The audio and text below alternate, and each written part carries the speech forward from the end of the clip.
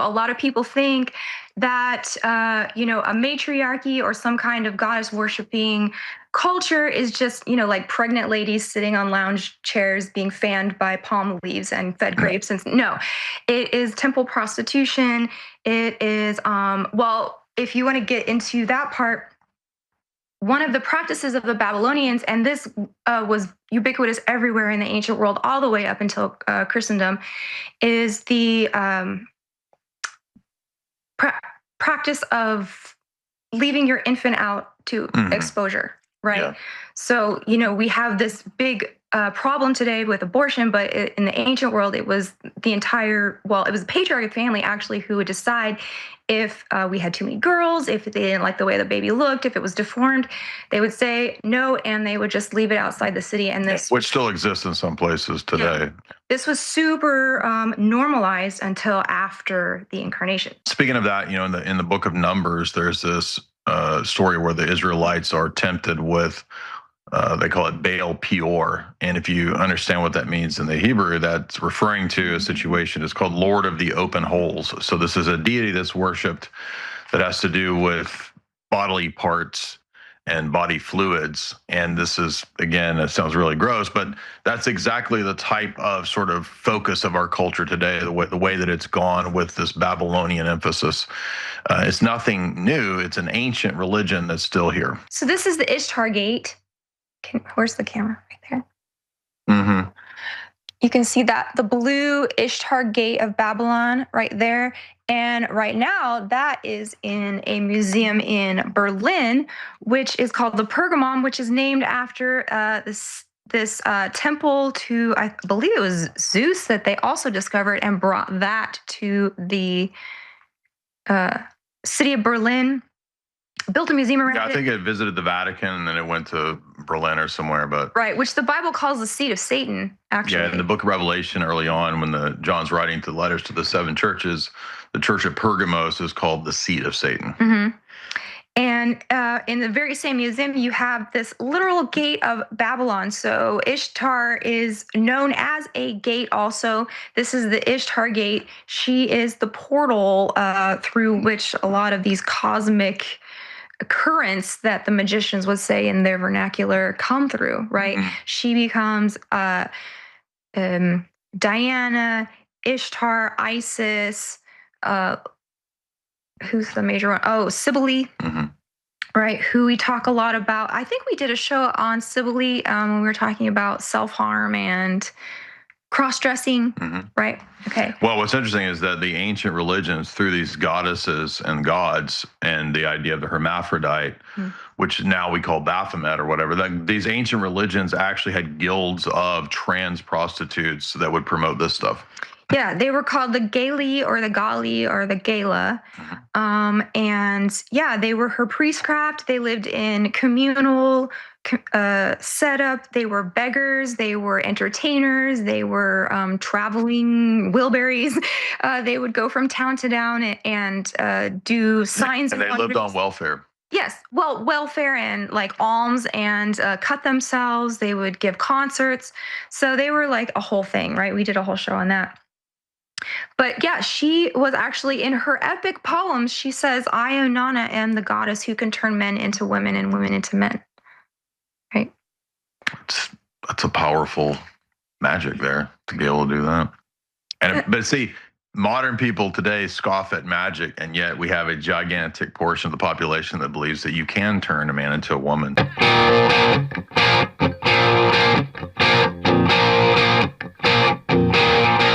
Welcome to the 4th hour of the Alex Jones Show. I'm your guest host, Jay Dyer of Jay's Analysis.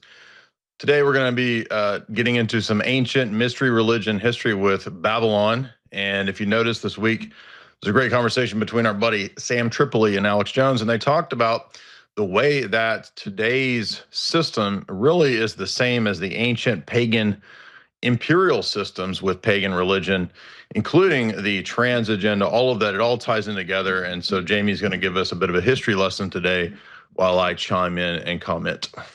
But you hear a lot of people talk about the Babylonian Brotherhood and things like that. So I thought it would be fun for us to go back in time a little bit. And I read this chonker, The Babylonians Folio Society by H.W.F. Saggs, and it was all about ancient Babylon and Assyria, their ways, practices, gods and goddesses, and all things Babylon. And I also, yes, were you going to say something? No. Okay. Along with that, we were reading this blubber book right here, Genesis and the Synchronized Biblically Endorsed Extra Biblical Texts. Now, I know these aren't canon, but they do reference them in scriptures. So this was really interesting because it went through Genesis, Enoch, Jasher, and Jubilees in chronological order. So it was filling in some gaps. So we've got some Anunnaki anarchy going on here, right? All right. Where do we begin? Babylon? Well, the third book I was just going to mention real quick was Kingship and the Gods. And this is where it gets really crazy, because if you think history is dusty and boring, that is wrong, because it's very violent and sexy and bloody and scandalous. So are you prepared to learn about what ancient Babylon was like? Yeah, we need to know, because again, we live in Babylon now. We talked about Hollywood Babylon. People have made that comparison. People like Kenneth Anger that were students of Crowley. He made a lot of avant-garde films, and I wrote 3 books, Esoteric Hollywood 1, 2, and 3, about the same kind of idea that we live in Babylon now. We're not free from the ancient pagan systems. The world system as it is now is the exact same. So tell us about Babylon. Well, it seems like piecing together all of these different narratives and the Greek history, the Mesopotamian history, the biblical Israelite history. So we're trying to put together a puzzle with a lot of different pieces, right? Historically. And this book is primarily archaeology, artifacts, things like that, right? Not super primarily scripture, but it is from I think he's a Christian point of view. But so before the flood, there were the Watchers who fell and had a hybridization of humanity, right? Genesis 6, right? Right. So you've got Genesis 6, you've got them building these cities that happened before the flood that they found later on. So you have Eridu, you have Uruk, Babylon, these types of cities that were inhabited by beings. I know this is weird, but it's all in the history. The gods. Yeah, the gods. And so each god or demigod had its own city, and Babylon was one of them. So Inanna had Uruk, Enki had Eridu. And after the flood, these civilizations were wiped out. These beings that did the hybridization, they were punished and cast out or turned somewhere else. And the cities were now empty, but they had to be populated again after the flood. And this is where you get priestcrafts that have to mimic the sort of supernatural powers and technological advancements that these gods had pre-flood. Right. Genesis 6 is citing the Book of Enoch, which talks about this weird hybridization and this idea that there was the offspring of the sun, which were the sons of God, supposedly the angels that fell. This is one of the possible ways of reading. There's other people that read it in terms of it being important men in history, key figures. Hercules was actually just a dude, not a god, that kind of stuff. So there's different ways to read these texts, but the way that a lot of the Old Testament texts, the Deuterocanonical text, for example, the Book of Judith and others, they actually read it as this is where we got the myth of the Titans. So there is biblical credence, not just in Jude 3 in the Book of Enoch, but in other places for this idea. And we are seeing 3 distinct languages coming out in the very beginning of history. We have Sumerian and we have Hebrew, which is very ancient, and also some kind of mystery language. And we also have the migration of the Amorites, which are talked about in the Bible, right? So these were the giants after the flood. And it's interesting that the epics, where we get a lot of this history, Epic of Gilgamesh and things like that, he was one of the first, like you would say, superheroes, right? So you have this continuation of the Marvel, Thor, all of these gods. I can't imagine them not making a Gilgamesh movie in the future, maybe. What do you think? I don't think it's not popular enough. Oh, okay. And it's not gay enough. So does he touch butts? Because that's all that really matters. That's the only thing that matters, and all that ever matters is that. But go ahead. There is a lot of that going on I know. in this because that's where you get into goddess worship. So a lot of people think that a matriarchy or some kind of goddess worshiping culture is just like pregnant ladies sitting on lounge chairs being fanned by palm leaves and fed grapes. And no, it is temple prostitution. It is if you want to get into that part, one of the practices of the Babylonians, and this was ubiquitous everywhere in the ancient world, all the way up until Christendom, is the practice of leaving your infant out to exposure, right? Yeah. So, we have this big problem today with abortion, but in the ancient world, it was it was the patriarchal family actually who would decide if we had too many girls, if they didn't like the way the baby looked, if it was deformed, they would say no, and they would just leave it outside the city. And which still exists in some places today. Yeah, this was super normalized until after the incarnation. So back to the beginning, the Amorites, these were the groups, Goliath, the giants they talk about that when the Israelites go into Canaan, right? Mm-hmm. And these are the same groups of people who are inhabiting these temples in the ancient cities and becoming the priestcraft. So they were very fierce. They were described as being tall as cedars. The Bible talks about King Og, right, of the giants. Right, and Goliath, same situation. Right. And they were also known for their worship of these distinct gods, Baal and Molech, and these sacrificial fertility gods, right? Speaking of that, in the book of Numbers, there's this story where the Israelites are tempted with they call it Baal Peor, and if you understand what that means in the Hebrew, that's referring to a situation. It's called Lord of the Open Holes. So this is a deity that's worshipped that has to do with bodily parts and body fluids. And this is, again, it sounds really gross, but that's exactly the type of sort of focus of our culture today, the way that it's gone with this Babylonian emphasis. It's nothing new. It's an ancient religion that's still here. And this comes from a distinct race or like a lineage of people after the flood that still had some kind of genetic, what would you call it? It's called gigantism. Yeah. So they were also very wild. You have the Akkadians. So you have Babylon and Akkadia always warring against each other. So the whole world is like city-states who worship their cult god, and those go to war for each other and against each other. Yeah, like Babel. Babel was the attempt at a first world government. Right.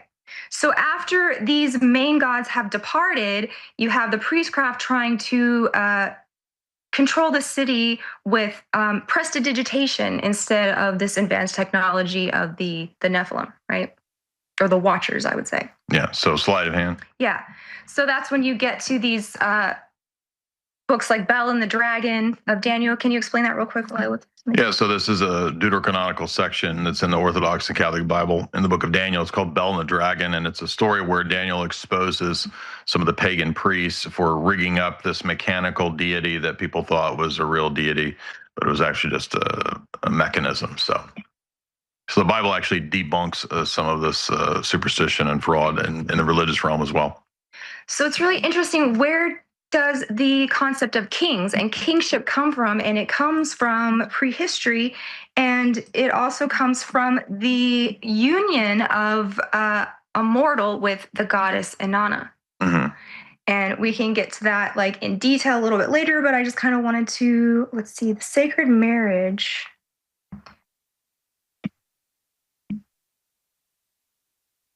Is this the idea of you have to unite with the deity through some sort of religious ceremony? Well, and this is where we get the idea of play acting, actors, actresses, invoking the god to be inside them so that they can be the rulers over the city, right?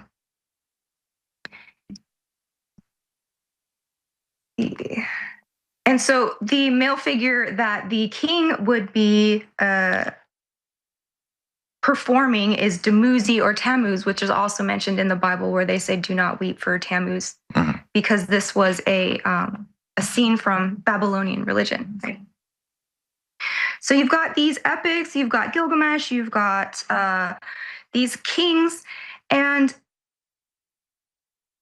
the mortality rates are very high. We talked about exposure. The concept of justice, their primitive concept of justice, is very interesting because it was this accepted responsibility of the king and referred to the economic justice for the king to set forth in the land involving some kind of moratorium or remission and forgiveness of debts. So even back then, in the very beginning of time, they had money lending, and this led to a lot of inequalities, and you could not get up in life, or your children couldn't get up in life if you owed a bunch of money. So one of the first responsibilities of the kings in Babylon was to have a sort of, what is it called, jubilee, or in the Bible it's called jubilee, which is the period when you forgive debts.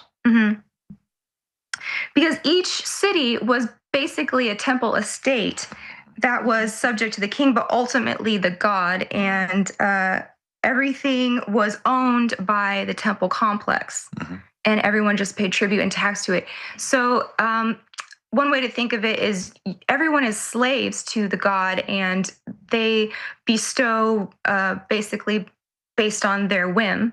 If you supplicate them enough, or if you don't, they will smite you.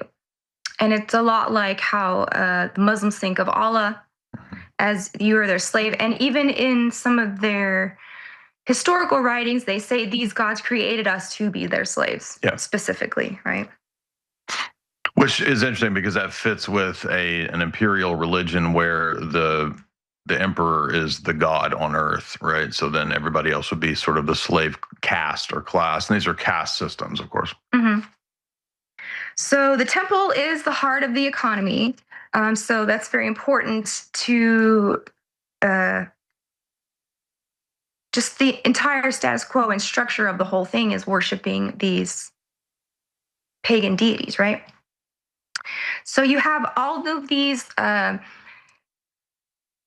groups of people. You have magicians, you have witch doctors, you have priests, and there is an entire economy revolving around like putting, witchcraft was against the law mostly, and that's like cursing people, but you could hire the good shaman to come and take the curse off you. So there's this. So it's a racket, basically. Yes, exactly. There's a racket, there's the witch doctor, and then there's the good one who will come and remove the curse for a fee, right?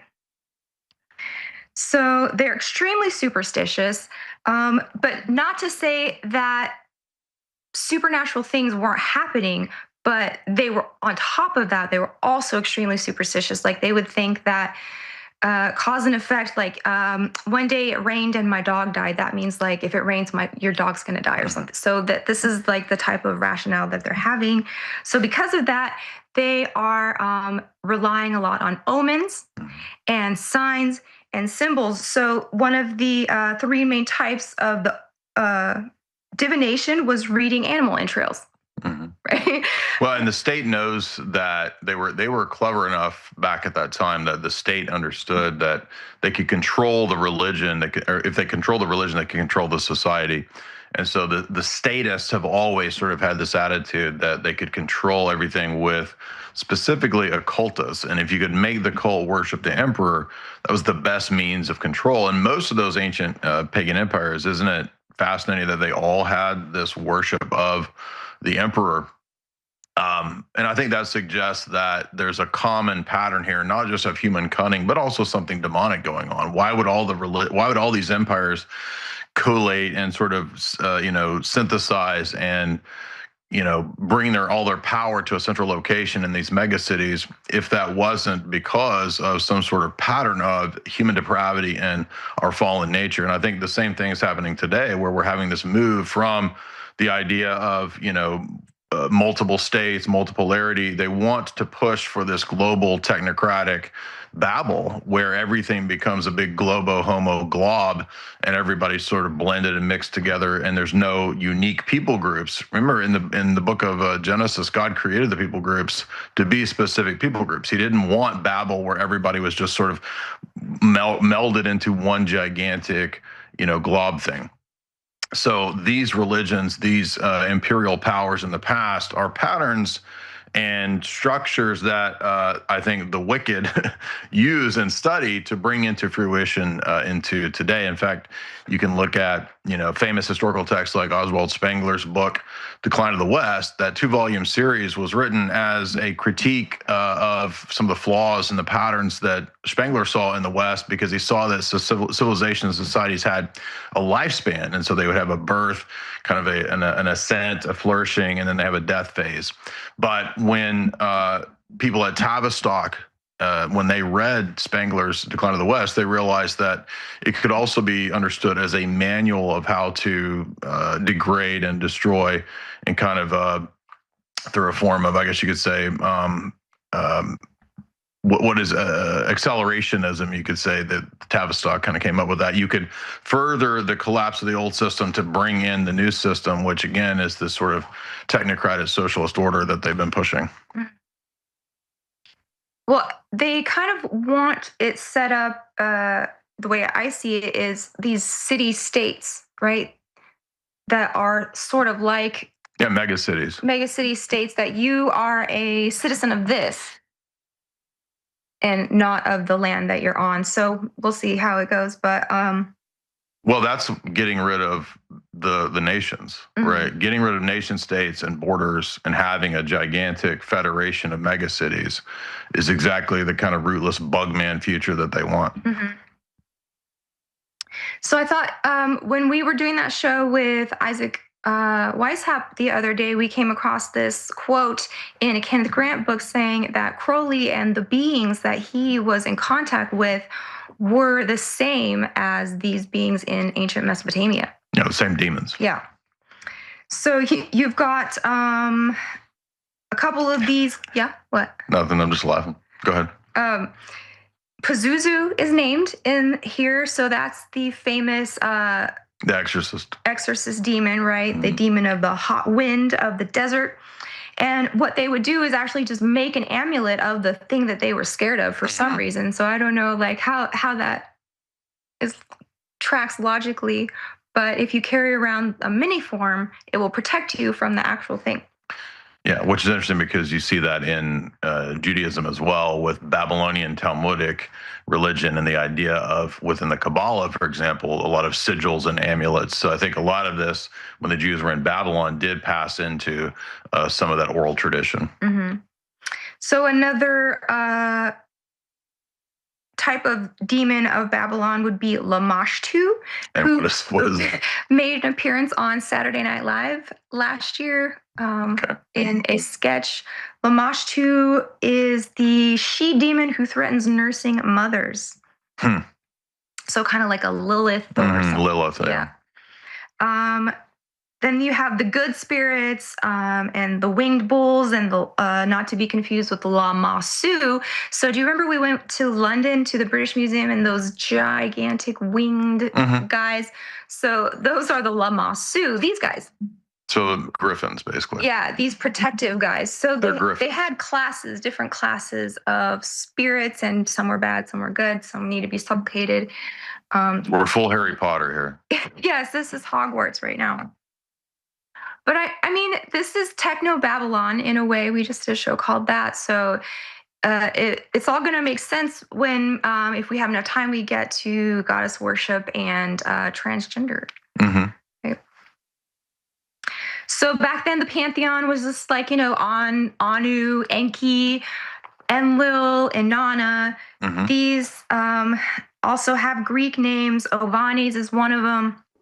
And they're thinking that a lot of the technology that came to them was from a fish man, right, named Enki. And he was like, the water god who came to be Triton or Neptune, those guys, right?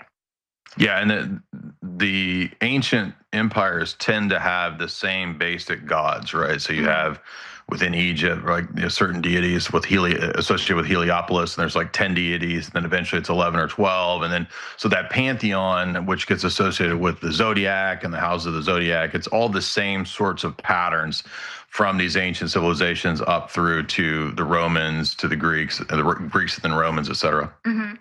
And this is something that the prophets of Israel were fighting against when they were captured. They were fighting against trying to, the Babylonians were trying to fold in Yahweh into their pantheon and identify him with Marduk. And so this is something that the prophets were. Yeah, the whole book of Jeremiah is set within, him lamenting and prophesying about the Babylonian captivity.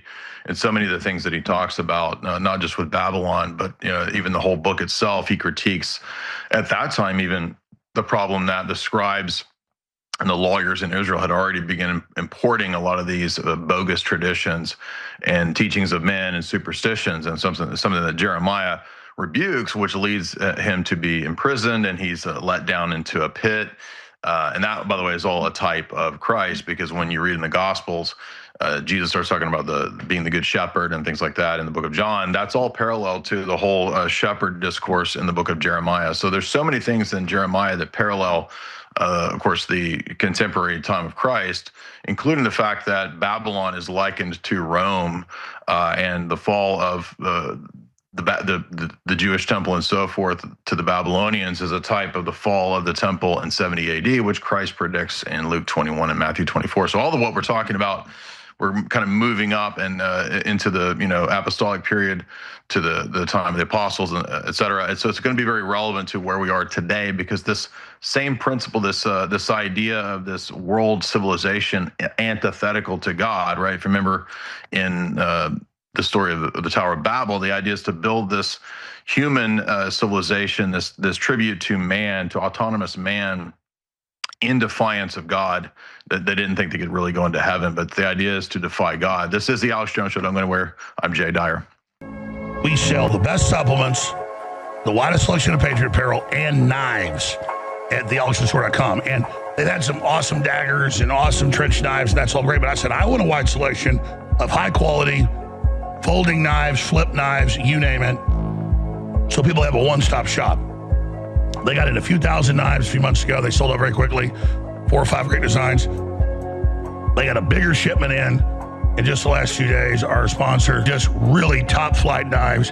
These knives, this knife right here you see in the green, highest quality Damascus steel, all of it. These sell in stores for $75 all day. We're selling for $40, 40 some bucks. Okay, so look at that flip. Flips right out. Got a nice little, my signature on it, real small, nice little memento. You support the broadcast. That is a really nice knife.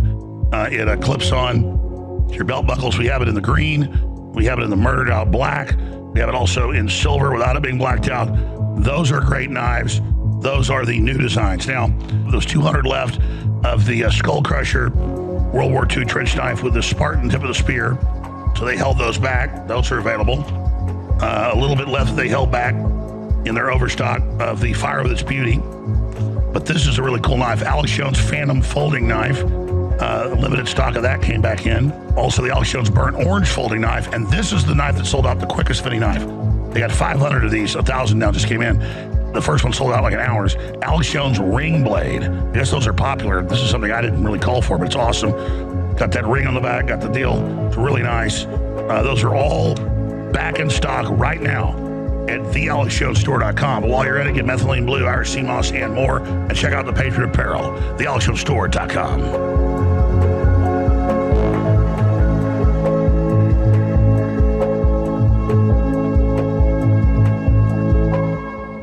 Welcome back to the Alex Jones Show. I'm your guest host, Jay Dyer, Jay's Analysis, and I'm here with Jamie Dyer, and we are covering the history of Babylonian mystery religion and how it relates to today.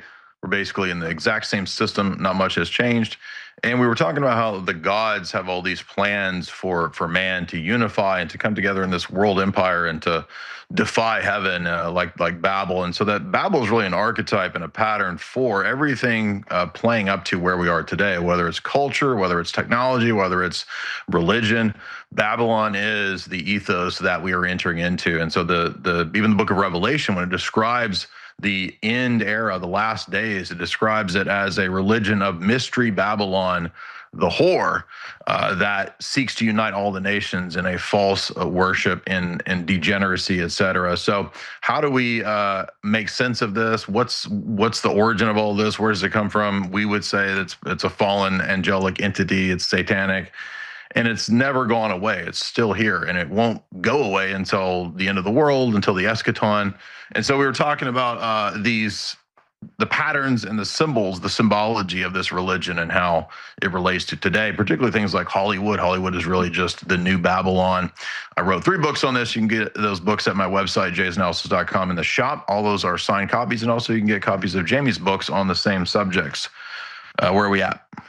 Well, since you mentioned the whore of Babylon, we can just talk about that for a second. So by assimilating the personality and function of a lot of other goddesses, including Mother Earth, and that's a weird one that I did not expect. So the Mother Earth of the New Age is also this Inanna goddess, right?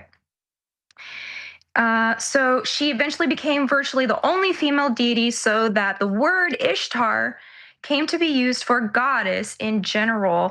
And her formidable power is reflected in the mythological fantasy that she drove a team of 7 harnessed lions, or 7 evil winds. And so that's the imagery that we were using for the Katy Perry Super Bowl, right? Her on top of a lion with this flaming dress.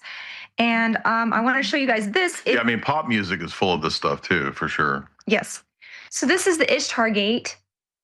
Where's the camera? Right there. Mm-hmm. You can see that the blue Ishtar Gate of Babylon right there. And right now that is in a museum in Berlin, which is called the Pergamon, which is named after this temple to, I believe it was Zeus, that they also discovered and brought that to the city of Berlin. Built a museum around it. Yeah, I think it visited the Vatican and then it went to Berlin or somewhere. But right, which the Bible calls the seat of Satan, actually. Yeah, in the book of Revelation early on, when John's writing to the letters to the 7 churches, the church of Pergamos is called the seat of Satan. Mm-hmm. And in the very same museum, you have this literal gate of Babylon. So Ishtar is known as a gate also. This is the Ishtar Gate. She is the portal through which a lot of these cosmic currents that the magicians would say in their vernacular come through, right? Mm-hmm. She becomes Diana, Ishtar, Isis, who's the major one? Oh, Cybele, mm-hmm. right? Who we talk a lot about. I think we did a show on Cybele when we were talking about self-harm and cross-dressing, mm-hmm. right? Okay. Well, what's interesting is that the ancient religions, through these goddesses and gods and the idea of the hermaphrodite, mm-hmm. which now we call Baphomet or whatever, these ancient religions actually had guilds of trans prostitutes that would promote this stuff. Yeah, they were called the Gali or the Gali or the Gala. Mm-hmm. And yeah, they were her priestcraft. They lived in communal setup. They were beggars. They were entertainers. They were traveling wheelbarrows. They would go from town to town and do signs. And they lived on welfare. Yes, well, welfare and like alms and cut themselves. They would give concerts. So they were like a whole thing, right? We did a whole show on that. But yeah, she was actually in her epic poems. She says, I, Inanna, am the goddess who can turn men into women and women into men. Right? That's a powerful magic there to be able to do that. And but see, modern people today scoff at magic, and yet we have a gigantic portion of the population that believes that you can turn a man into a woman. So all the left actually does believe in magic. They have absolutely 100% magical thinking. In fact, Terence McKenna, used to critique this and talk about this. I'm not a fan of Terence McKenna, but he would say that we have entered into an era now where we have magical thinking as the norm, and that's what postmodernism is, this idea that you can think reality into being. So if I identify my mind as a woman, I am therefore a woman. So this is all just really lunacy, as it's almost kind of a form of mass, I don't want to say mass formation psychosis, but mass schizophrenia, because people are actually becoming dissociative, it would seem. And I know that in the John Mark's book on the history of the Manchurian Candidate MK Ultra study stuff that he wrote, one of the first in the late 1970s, he actually argues that there was an intentional study and plan to understand how to induce dissociation. And so I can't prove this, but I suspect that they actually probably want to cause dissociation in the populace. And when we look at the leftists today, how they act like they're just sort of mobs of, Babylonian mind bombed, demon possessed people, like they're actually in some sort of, mind raped dissociative state. Well, you see, like on National Geographic or whatever, the people who will go out and drums and pierce themselves or like stick a thing through their tongue and not bleed. So they're the types of mystic shows that they're putting on in Babylon. Yeah, you mean like voodoo. So basically you have to engage, sometimes in voodoo you have to engage in really extreme forms of self-torture or harm, and then that placates or causes the deity to enter into you. Mm-hmm. But it's also a performance, because if you ever watch like voodoo ceremonies, the shaman's also a performer. Right. And so the association with whoredom and Babylon is very ubiquitous and well documented. So here it says, classical tradition certainly believed that religious prostitution took place in association with Babylonian temples. The Greek traveler Herodotus reports in Babylon, every woman must, Herodotus, I did a, you know who? Herodotus. Okay, every woman must. It's architecture. It's pronounced architecture, and don't get into the macabre. It's nuclear. Go nuclear. Every woman must once in her life. You need a green beret in your hair. Go and sit in the temple of Aphrodite, and there have intercourse with a stranger. Once a woman has taken her seat, she may not return home until some stranger has cast a silver coin into her lap and taken her outside the temple to lie with her. As he throws the coin, the stranger has to say, in the name of the goddess Milenia. When she has surrendered herself, her duty to the goddess has been rendered, and she may return home. From that time, it will be impossible to seduce her, no matter how large a sum you offer her. So these are just some of the tales of traveling through Babylonia as an ancient Greek, where they're still doing this temple prostitution. Yep, little St. James. Well, that's actually. Well, he did seem to. I mean, it does. It's not. I don't think it's a temple, but it looks kind of like a temple. I don't exactly know what that building was. Maybe a spa, a sauna, but it could have been a temple, right? It could be some kind of Crowleyan style temple. We don't really know, but yeah, I think you see this stuff not just with Epstein, but you see it with Savile and all these pretty prominent human trafficking cases. Think of the Dutroux affair in Belgium, where you had women that were, held captive in a castle, and some of them escaped, and ratted on basically the entire structure of the Belgian government, and basically nobody got in trouble. So they only went after the patsy, the guy who was the procurer, Marc Dutroux. But this shows us that you have an entire European state back in the 90s, 2000s that was implicated, including Roman Catholic cardinals, and it went all the way up to the top of the elites of that society, and they were just really completely just degenerate, predatory, sickos. So that's kind of what we're getting at here, is like with a lot of these high-profile cases, with Epstein, although I don't know about any specific satanic stuff. In the case of Leslie Wexner does talk about being possessed by a Dybbuk. So even within the Epstein sphere, there is the idea of demonic possession.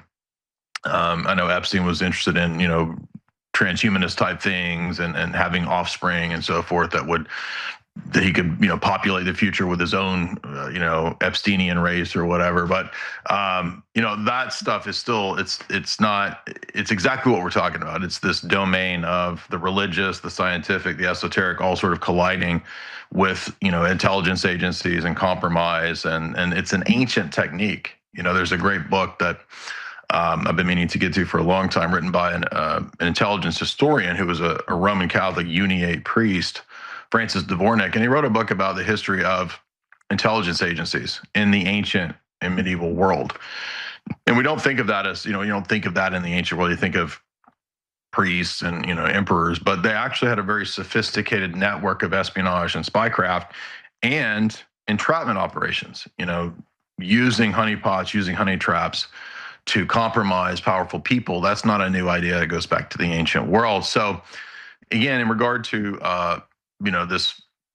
this idea of the history of intelligence agencies overlapping with religions, the original spies were priests and were mailmen, according to Francis Dvorak in his history of intelligence operations. So you can go back to the ancient Egyptian world or to Babylonian world. And it was the priestcraft that was also the spies. It was the priestcraft that was also basically mind controlling people. They had the technology, even in ancient Egypt, of potentially sort of putting spells on people using, magic, using potions, using this kind of stuff. You see this in the book of Exodus itself, right? With Pharaoh and his magicians and the religion of Egypt versus, Moses and so forth. So this is a spiritual war and confrontation that's not new. It's ancient and it's still going on. Well, I have a article coming out with the Decoding Culture Foundation, and it's all about Pinocchio and mystery religions and how many different esoteric interpretations there are of just that little cartoon. But in studying for that, I actually found what the Epstein Temple was built after. And it looks like a Turkish bathhouse, yeah, like a Syrian bathhouse. A bathhouse in Aleppo, Syria, Islamic bathhouse. And it's done in a very distinct style. I can't remember the actual name of this, specific Muslim architecture, but it is a bathhouse in Aleppo, very ancient one. So that's weird. Anyway, what were we talking about? Inanna, cross-dressing. What else? Invoking a god into a statue. So this is a very interesting study. Are spirits made of matter, and can they be trapped in things? So the Babylonians thought that they could, and some new techno-pagans also think that this... Annabelle. What do you think? That's about Annabelle. Yeah. That doll, crazy. That doll scared me. Remember that B movie that we watched with the kid who was in the military school and he went to the computer and the devil was in the computer? Yeah, it's Ron Howard's brother's film. I forget the name of it. 976 Evil? No. Mind something? Anyway, yeah, it's an old computer horror where the computer basically possesses people. Right. So they did actually believe that you could, trap a spirit in an object, sort of like a genie in a bottle, and worship that and get that to do things for you. Also, before and after the flood, these cities, the feeding of the gods was a huge endeavor. They have the first cuneiform seals that they found were just record keeping of the taxes that you would bring as tribute to the temple, right? And it was so much food, wealth. The priests could never even eat it all. And so it could be that before the flood, these bigger beings were consuming all of this stuff. Even they say that in the Bible, they were eating everything in the land. And the Epic of Gilgamesh was saying they were eating everything. It's not in the Bible. It's the book of Enoch that says that. When they go to the spies of Joshua go to visit, they say that they eat everything. So I thought you were talking about the Nephilim. I mean, in it's not the Nephilim that Caleb sees. But go ahead. No, but I'm just saying, the tribute to the temple is enormous. Right. Yeah, right. Okay. and it just required most of your Well, I mean, at times it requires your firstborn. Yeah, So that was super common, just to take your first baby and give it to Moloch, because then you would have 10 more babies. yeah, and we know that there was, going around on TikTok last year, some of our friends like Dr. David Patrick Harry, Rachel Wilson, and others did a whole series of talks and podcasts on this idea that there's girls on TikTok now that are actually promoting the idea that you can have abortions as a kind of a ritual, magical Wiccan action. And this kind of went viral for a while on TikTok. So if you think that the Babylon mystery religion is gone, no, it's actually being promoted by, TikTokers and witch talk, so to speak. Mm-hmm. Do you remember that when they were saying that you can abort your firstborn as an offering? And some of these videos were getting, hundreds of thousands of views, millions of views. It was crazy. There was a article was it Cosmopolitan or something like that? Yeah, I shared that it was Cosmo, I think. Yeah. So yeah, all Babylon 2.0, or however you want to call it. In the new year, they would have the Akitu festival. So this was the public, sex ceremony where the priestess would represent the goddess, and she would bestow the kingship onto the king in public. And the people would emulate this, and this was an entire, public fertility ritual. So this is what's going on in ancient Babylon as worship is these. Yeah, it makes me think of that movie Wicker Man with Christopher Lee, where, in Wicker Man, they're basically having to continue the human sacrifice because they think that placates the deity to then make the crops grow again. But of course, we all know that the best Wicker Man is the Nick Cage Wicker Man. And I find it so interesting that this whole package came as a lump thing, like the idea of a crown, of a scepter, of a throne, all of these royal implements. They're probably stolen from heaven. Yeah, well, they're stolen from the prophesy. In Genesis 49, you have a prophecy of the scepter will not depart from the tribe of Judah until Shiloh comes, and Shiloh is the Messiah. So when the Messiah comes, that's it. Like, there's no more Davidic line because, that's a mysterious prophecy. How do we get the scepter departing, right, when the Messiah comes? Well, Messiah is the final member of the Davidic line. And so that's Genesis, right? So a lot of people think that, the Bible is against kings. The Bible, Samuel is warns the people that it's a king after the pagans, right? The pagans worship the king as God on earth. And in this situation, it's unique. It's a different situation where the Messiah is actually prophet, priest, and king. He fulfills those three roles of the Old Testament. And so this is the unique situation where Christ, who is the Messiah, who is the Son of God, he is the one to be worshiped. Whereas in these other situations, it's facsimiles and fakes and frauds, right? Pharaoh, he's not really the Son of God. Enki, he's not really a deity or whatever, right? The Cyrus, right? He's a type of the Messiah, but he's not the Messiah. So in the same way as you have these fake versions, there's also the authentic version. But in regards to monarchy and kingship, people don't realize that in the book of Deuteronomy, Moses laid down laws for the king. You have a prophecy of a monarchical lineage through David in Genesis 49. So how could the Bible be against kings and monarchs when throughout the Old Testament, prior to even the Davidic kingdom, you had the prophecies and you had the restrictions on the king? For example, the king was supposed to read the law all the time. That's in the Mosaic law itself. So how could it be against monarchy when that's in the Torah itself? But the point is rather that people have a tendency to worship these figures and to defer to them and to make them into deities when they're not actually deities. And that's the danger. That's the facsimile fraud version that you get in all these mystery religions. And also, it's interesting that the Israelites had no king up until Saul, while all of these other dynasties, monarchies, Sumerian kings list are getting their legitimacy from these fallen angels or rituals done in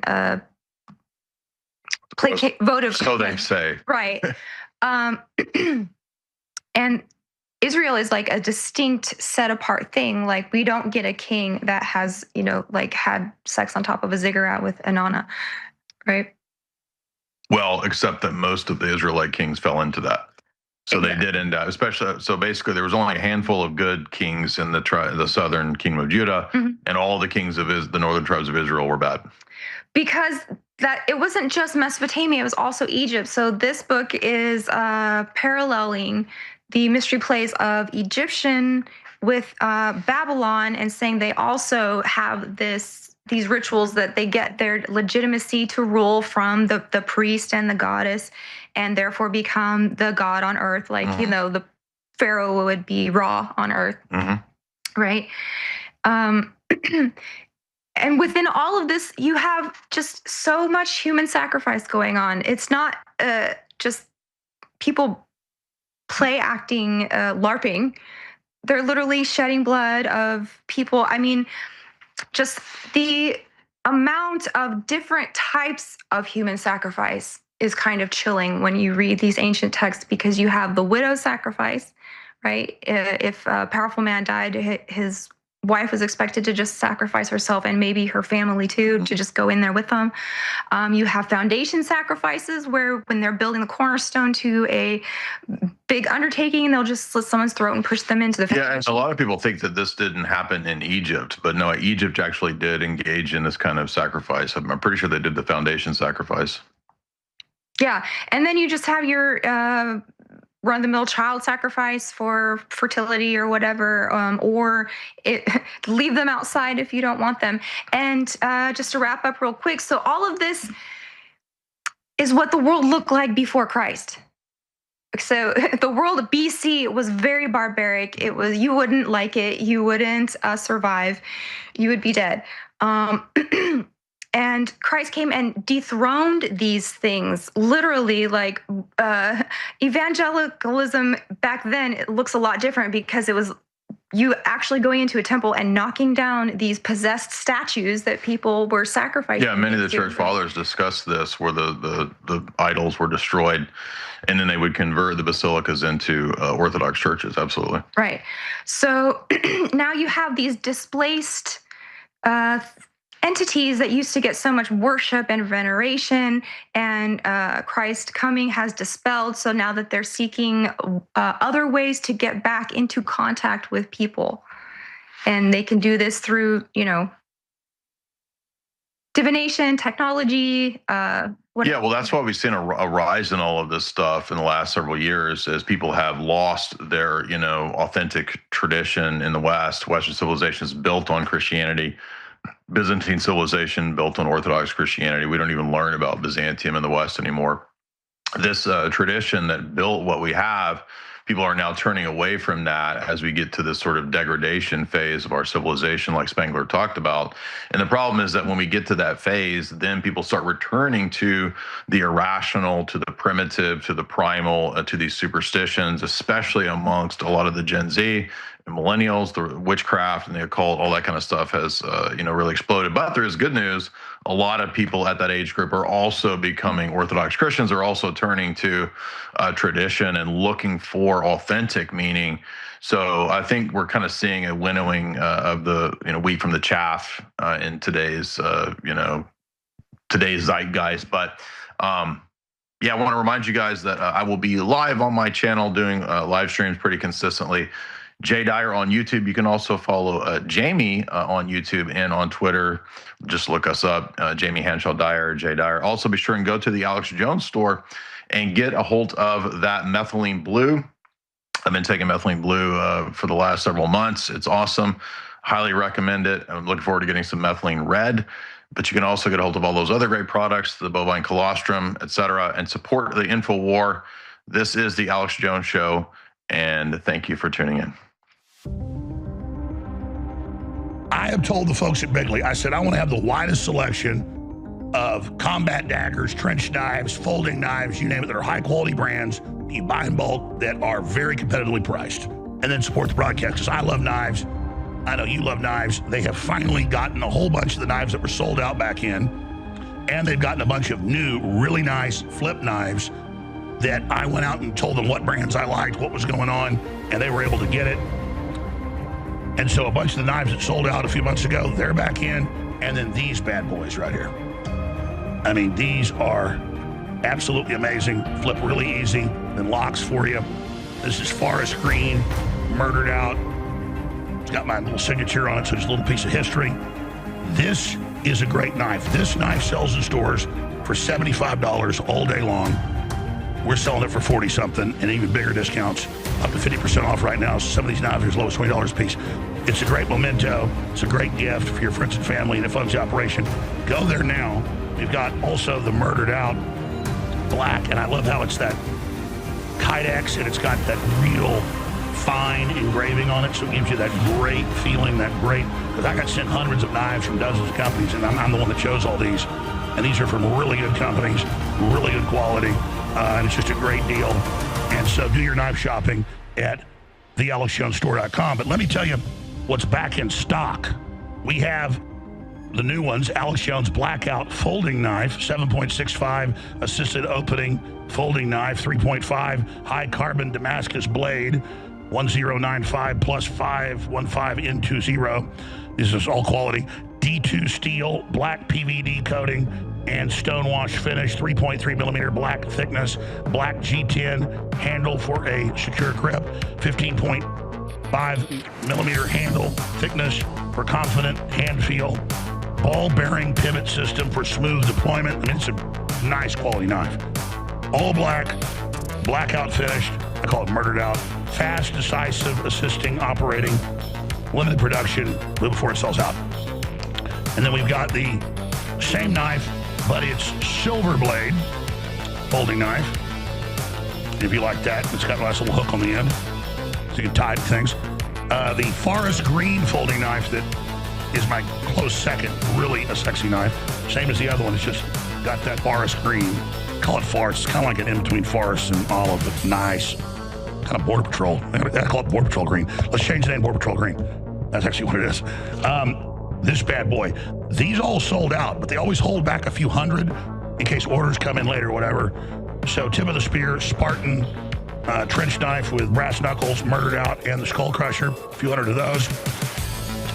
They held back a few of these. It had sold out, but there's about 200 left. But the last fire with this beauty limited edition, that funds the operation as well. It's a little different. The skull crusher isn't as big. Alex Jones Phantom folding knife. This has been sold out. They only got 500 of these the first run, sold out in one day. It is back. They got 1,000 of them. And it's just a great knife, really sleek and really strong, very well made. And you've got it in orange, Alex Jones burnt orange folding knife. I like that. Now we've got the Alex Jones ring blade. This sold out the quickest last time. That's an amazing product. And they're up to 50% off right now at thealexjonesstore.com. And while you're there, get some ultramethylene blue and take advantage of the very best supplements in the world. We'll be right back. Thanks for funding the Second American Revolution worldwide.